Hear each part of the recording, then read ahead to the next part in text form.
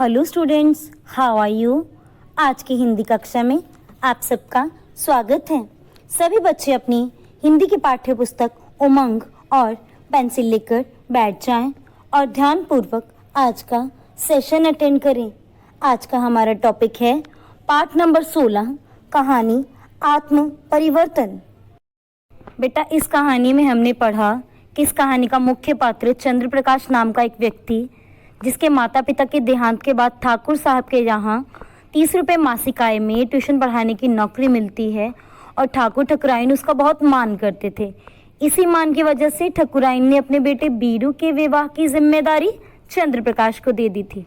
बीरू की दुल्हन के लिए गहने खरीदते समय चंद्र प्रकाश की नीयत बेईमान हो गई और रात में उसने वह गहने चोरी कर लिए, पर बाद में उसकी पत्नी के द्वारा एहसास करवाए जाने पर चंद्र प्रकाश की आत्मा जाग गई और उसने ठाकुर साहब के सारे गहने चुपके से उनके घर में दोबारा रख दिए। तो बेटा, इस कहानी से हमें यह सीखने को मिलता है कि हमें हमेशा ईमानदार रहना चाहिए। बेटा, अपनी पिछली कक्षा में हमने इस पाठ के पेज नंबर 100 के अभ्यास पाठ के एक्सरसाइज नंबर 1, 2 और 3 को डिस्कस किया था। आज हम बेटा इससे आगे अपना चैप्टर कंटिन्यू करेंगे। तो बेटा, हमारी चौथी एक्सरसाइज है आशय स्पष्ट कीजिए। आशय मतलब भाव बताइए। बेटा, यहाँ पर हमें एक पंक्ति दी गई है, एक लाइन दी गई है, हमने उसका कहानी के आधार पर भाव प्रकट करना है। चलिए पंक्ति पढ़ते हैं। तब कांटा चुभने की पीड़ा थी, आज कांटा निकलने की है। तो बेटा, इस आशय को हम कीवर्ड्स के द्वारा क्लियर करेंगे, स्पष्ट करेंगे। तो बेटा, सबसे पहले हम अपनी कॉपी पर लिखेंगे संकेत, हमारी लाइन की पहली 2 वर्ड्स और उसकी लास्ट के 2 वर्ड्स लिखेंगे। उसके बाद लिखेंगे आशय। आशय में हमारे कीवर्ड्स हैं प्रस्तुत, प के पैर में पदेन, आधा स, त को छोटी उ, त प्रस्तुत। अगला कीवर्ड हमारी किताब का नाम उमंग, उ म के ऊपर बिंदी, ग, उमंग। अगला कीवर्ड है आत्म परिवर्तन, आ आधा त, म आत्म, प र को छोटी ई, व त के ऊपर रेफ और न परिवर्तन। चंद्र प्रकाश, च के ऊपर बिंदी, द के पैर में पदेन, प के पैर में पदेन, क को आश, चंद्र प्रकाश। अगला कीवर्ड है पहले चोरी। अगला कीवर्ड है चुभन, च उ भ न, चुभन। अगला कीवर्ड आभूषणों, आ भ को बड़ी उ, श षटकोण और न को छोटी ओ, पीछे बिंदी, आभूषणों। अगला कीवर्ड वापस। उससे अगला कीवर्ड है पकड़े। नेक्स्ट कीवर्ड है भय। तो बेटा, हम इसका उत्तर लिखेंगे प्रस्तुत भाव उमंग पुस्तक के पाठ 16 आत्म परिवर्तन में दिखाई दिया है, जिसका आशय यह है कि चंद्र प्रकाश के मन में पहले चोरी जैसा अपराध करने की चुभन थी, जिसके लिए वह मन ही मन पीड़ित था, परंतु अब आभूषणों को वापस उनके स्थान पर रखते समय भी पकड़े जाने के भय की पीड़ा थी। तो चलिए बेटा, अगला आशय डिस्कस करते हैं। हमारा ख भाग में आशय है आदमी की नीयत सदैव एक सी नहीं रहती है। तो बेटा, इसको भी हम कीवर्ड्स की हेल्प से ही डिस्कस करेंगे। पहले हम संकेत लिखेंगे, उसके बाद हम इसका आशय लिखेंगे। आशय में हमारे कीवर्ड्स हैं प्रस्तुत, प के पैर में पदेन, आधा स, त को छोटी उ, त प्रस्तुत। उमंग, उ म के ऊपर बिंदी, ग उमंग। आत्म परिवर्तन, आ आधा त म आत्म, प र को छोटी ई, व त के ऊपर रेफ और न आत्म परिवर्तन। आशय, आ श और य आशय। चंद्र प्रकाश, च के ऊपर बिंदी, द के पैर में पदेन, प के पैर में पदेन, क को आश, चंद्र प्रकाश। अगला कीवर्ड है चंपा, च के ऊपर बिंदी, प को आ, चंपा। अगला कीवर्ड नौकरी, न को अ, क, र को बड़ी ई, नौकरी। नेक्स्ट कीवर्ड है ठाकुर साहब, ठको आ, कको छोटी ऊ, र ठाकुर, सको आ, हब साहब, ठाकुर साहब। अगला कीवर्ड है 10,000। उससे अगला कीवर्ड है जमानत, ज के पैर में बिंदी, मको आ, न त जमानत। भरवाई, भर व आ, बड़ी ई, भरवाई। अगला कीवर्ड देखिए चंपा। उससे अगला कीवर्ड आभूषणों, आ भको बड़ी ऊ, श षटकोण, न को छोटी ओ, पीछे बिंदी, आभूषणों। नेक्स्ट कीवर्ड है चोरी। उससे अगला कीवर्ड है नियत, न को बड़ी ई, य त, नियत। अगला कीवर्ड है खोट। उससे अगला कीवर्ड है व्यंग्य, आधा व, य के ऊपर बिंदी, आधा ग और य, व्यंग्य। नेक्स्ट कीवर्ड है नियत डगमगाते। तो बेटा अब हम इस आंसर को डिस्कस करते हैं। हमारा आंसर है प्रस्तुत भाव उमंग पुस्तक के पाठ 16 आत्म परिवर्तन में दिखाई दिया है, जिसका आशय यह है कि जब चंद्र प्रकाश ने चंपा को बताया कि अपनी नौकरी के लिए उसने ठाकुर साहब से 10,000 रुपए की जमानत भरवाई है, तब चंपा ने आभूषणों की चोरी के बारे में उसकी नीयत में आने वाले खोट को याद करते हुए दुखी मन से व्यंग्य रूप में कहा कि पैसों के मामले में इंसान की नीयत डगमगाते हुए देर नहीं लगती, अर्थात इंसान का ईमान अक्सर बदलता रहता है। हमारी अगली एक्सरसाइज है भाषा की बात। बेटा भाषा की बात में हमारी सेकंड एक्सरसाइज देखिए, शब्दों के लिंग पहचान कर लिखिए। बेटा यहाँ पर कुछ शब्द दिए गए हैं, उनमें से कुछ शब्द पुल्लिंग हैं और कुछ शब्द स्त्रीलिंग हैं। तो बेटा पहले शब्द का उत्तर लिखकर मैं आपको लिखने का ढंग बता रही हूँ। हमारा पहला शब्द है मैनेजर। तो बेटा मैनेजर एक पुल्लिंग शब्द है, बाकी के शब्द हम वर्बली डिस्कस करेंगे। हमारा अगला शब्द है आत्मा। तो बेटा आत्मा शब्द स्त्रीलिंग है। अगला शब्द देखिए कमरा। बेटा कमरा शब्द पुल्लिंग शब्द है। अगला शब्द देखिए बोझ। बेटा बोझ भी पुल्लिंग शब्द है। अगले शब्द पर चलते हैं जेवर। बेटा जेवर शब्द पुल्लिंग शब्द है। हमारी अगली एक्सरसाइज है पाठ में से निम्नलिखित विशेष शब्दों के लिए प्रयोग किए जाने वाले विशेषण शब्द चुनकर लिखिए। बेटा इस एक्सरसाइज में हमें विशेष शब्द यानी संज्ञा शब्द दिए गए हैं, हमने उन शब्दों के साथ उचित विशेषण लगाने हैं। तो बेटा पहले शब्द का उत्तर लिखकर मैं आपको लिखने का ढंग बता रही हूँ। हमारा पहला शब्द है कमरा। तो बेटा कमरा कैसा होता है? कमरा हवादार भी होता है, कमरा छोटा भी होता है, कमरा बड़ा भी होता है। तो बेटा यहाँ पर हमने कमरा शब्द की विशेषता लिखनी है, तो हमने यहाँ पर उत्तर में लिखा हवादार कमरा। बेटा आप यहाँ पर कमरा की कोई और विशेषता भी लिख सकते हैं। बाकी के शब्द हम वर्बली डिस्कस करेंगे। हमारा अगला शब्द है गहने। तो बेटा गहने कैसे होते हैं? गहने सुंदर होते हैं, तो बेटा गहने के साथ लिखेंगे सुंदर। हमारा अगला शब्द है युवक।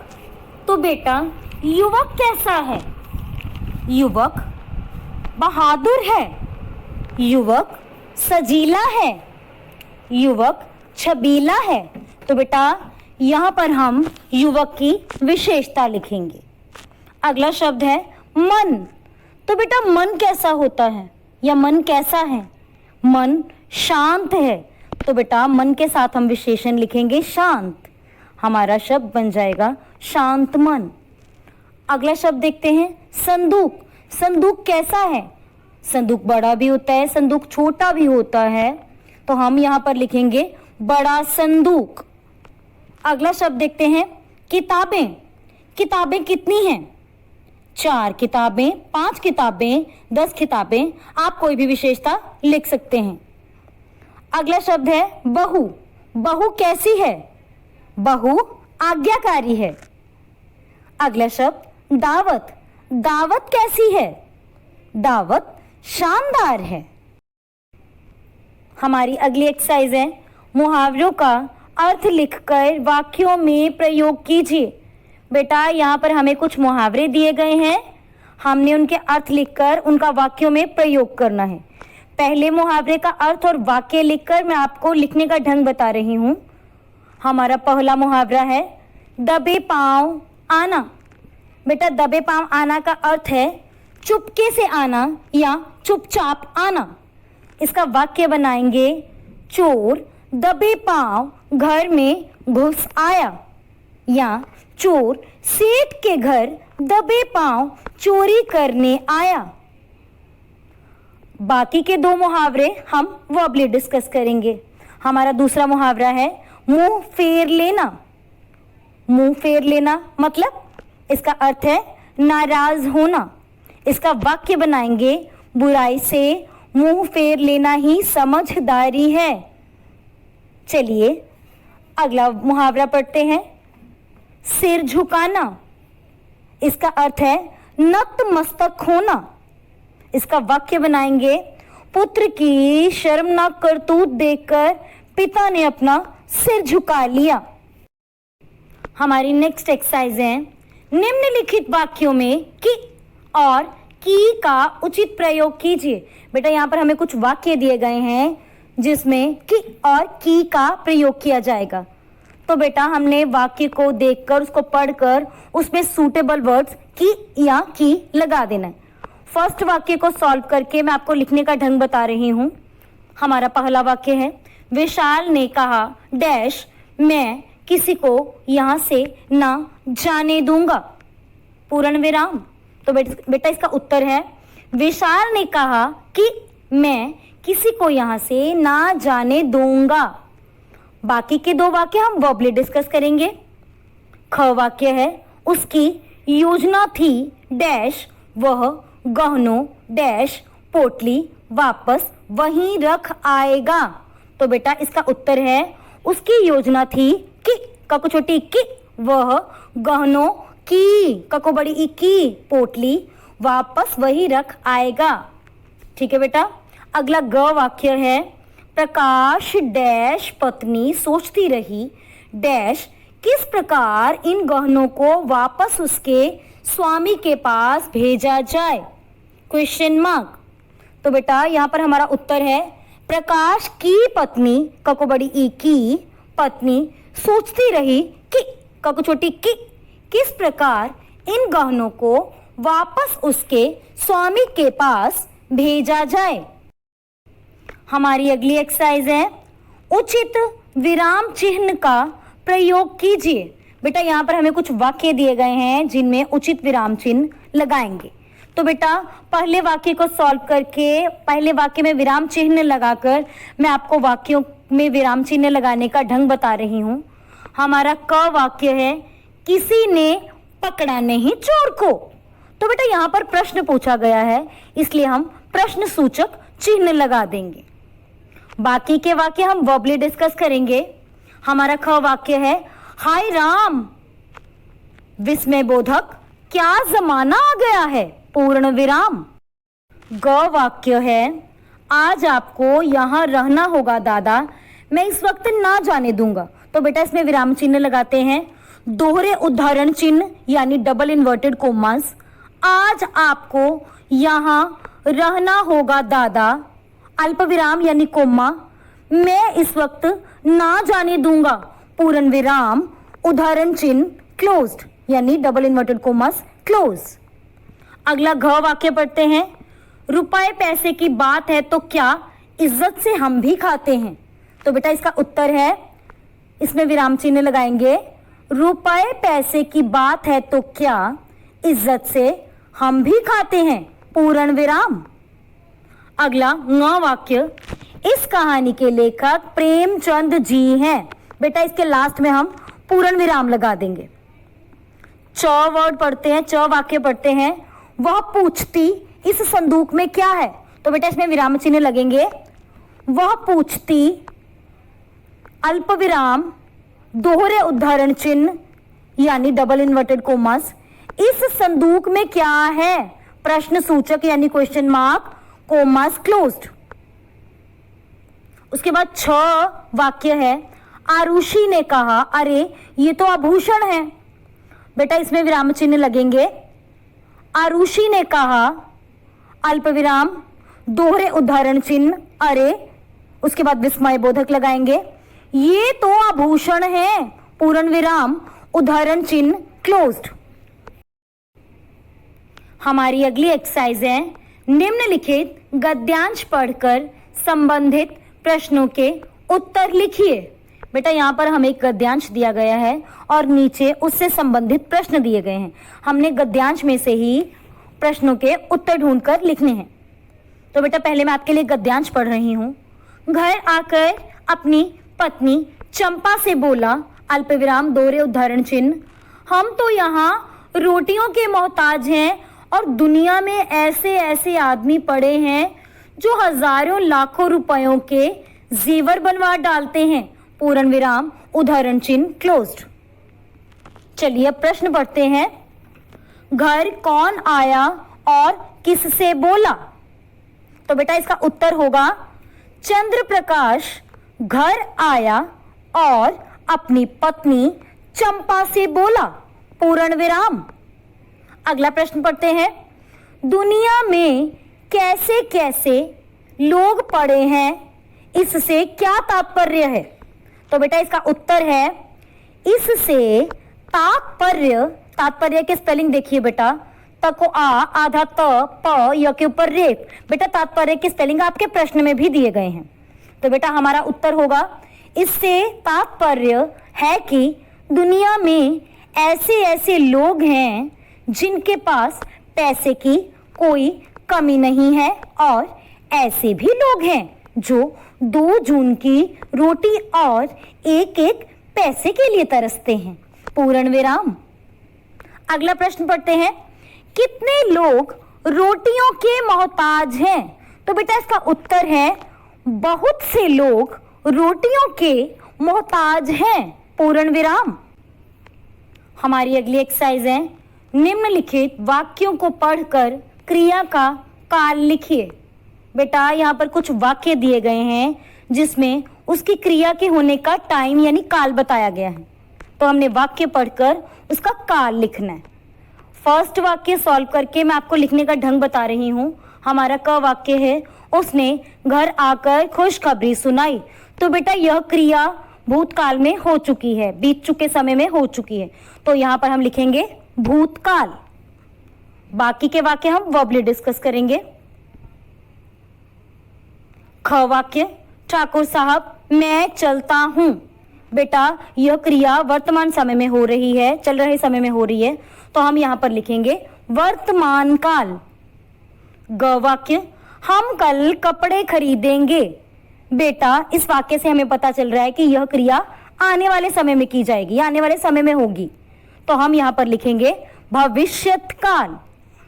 हमारा घ वाक्य है, आज मेरा मन बहुत परेशान है। बेटा यह वर्तमान काल है क्योंकि यह क्रिया वर्तमान समय में चल रही है। हमारा ङ वाक्य है, तुम कहाँ गए थे? इसका उत्तर है भूतकाल। हमारा अगला च वाक्य है, हम पिक्चर देखने जाएंगे। तो बेटा इस वाक्य को पढ़कर हमें पता चल रहा है कि यह क्रिया आने वाले समय में होगी, तो बेटा यहाँ पर हम उत्तर में लिखेंगे भविष्यत काल।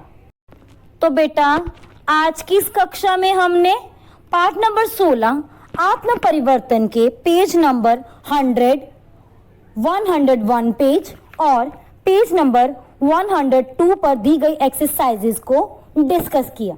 तो बेटा अब आपने इस लेसन की अच्छी तरह से रिवीजन करनी है। अगली कक्षा में फिर मिलेंगे, तब तक के लिए टेक केयर, गुड बाय।